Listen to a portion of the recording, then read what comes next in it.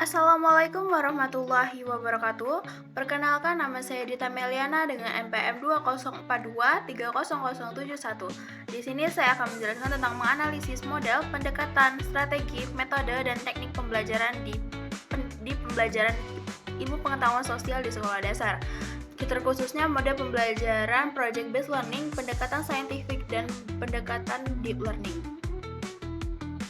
Baik teman-teman, sebelumnya perlu kita ketahui pendekatan itu apa sih? Jadi pendekatan itu terkhususnya dalam pembelajaran IPS merujuk pada cara atau strategi yang digunakan atau dilakukan oleh peserta didik atau guru dalam pembelajaran IPS yang dimana mencakup model pembelajaran, teknik pembelajaran, strategi pembelajaran, dan metode pembelajaran yang digunakan untuk membantu peserta didik memahami berbagai aspek ilmu sosial dan pengetahuan terkait IPS. Baik teman-teman, selanjutnya kita masuk ke pendekatan saintifik. Pendekatan saintifik atau scientific approach adalah mode pembelajaran yang menggunakan kaidah-kaidah keilmuan yang memuat serangkaian aktivitas, pengumpulan data melalui observasi, menanya, eksperimen, mengolah informasi atau data, kemudian mengkomunikasikan. Pendekatan saintifik telah dipergunakan dalam pendidikan di Amerika pada abad ke-19, di mana pada saat itu pembelajaran sains menekankan pada metode laboratorium formalistik yang kemudian diarahkan pada fakta-fakta ilmiah. Melalui pendekatan saintifik ini, siswa tidak hanya mempelajari fakta dan konsep dalam IPS, tetapi juga mengembangkan keterampilan berpikir kritis. Mereka diajak untuk menganalisis informasi dari berbagai sumber, mengevaluasi argumen yang disajikan, dan membuat kesimpulan berdasarkan pemikiran logis dan rasional. Baik, kemudian teman-teman, kita masuk ke mode pembelajaran project based learning.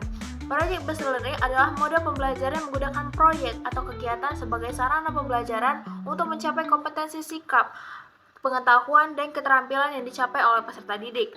Project based learning atau PJBL dalam pembelajaran IPS di sekolah dasar adalah pendekatan yang dimana siswa secara aktif memecahkan masalah dunia nyata, mengembangkan pemahaman konsep, dan menciptakan produk akhir melalui serangkaian kegiatan investigasi dan proyek selama beberapa minggu.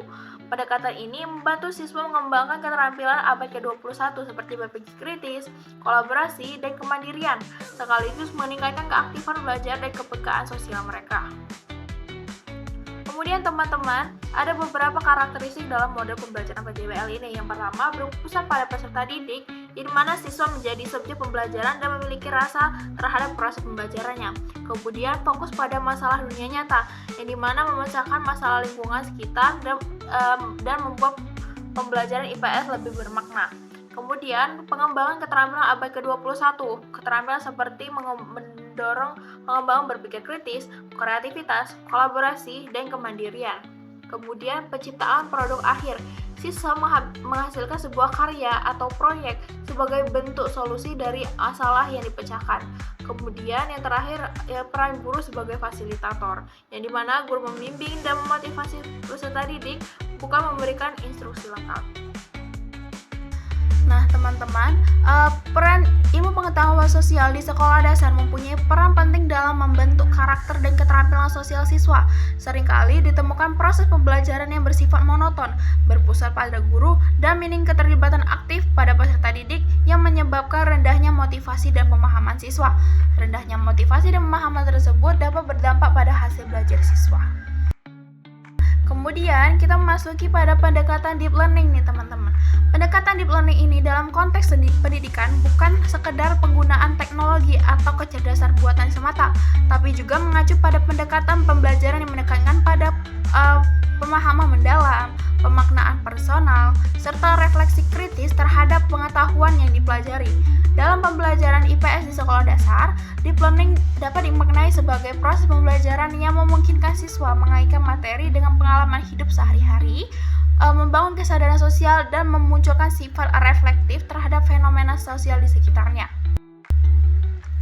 Terdapat dua pendekatan belajar, yaitu surface learning dan deep learning nih teman-teman.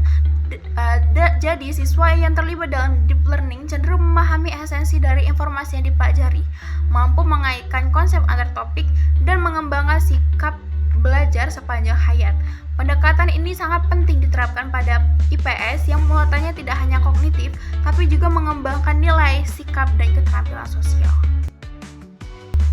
Nah, teman-teman, ada 3 pilar dalam deep learning. Yang pertama, meaningful learning, mindful learning, dan joyful learning. Yang pertama ada meaningful learning. Meaningful learning adalah pembelajaran yang terjadi ketika siswa mendapat informasi baru dengan pengetahuan yang telah dimiliki secara relevan dan kontekstual.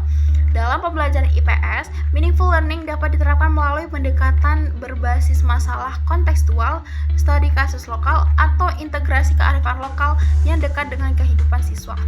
Dan yang kemudian ada mindful learning.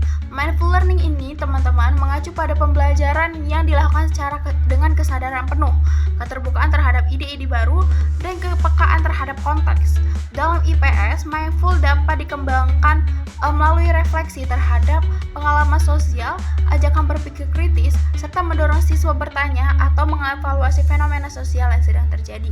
Dan yang terakhir ada joyful learning.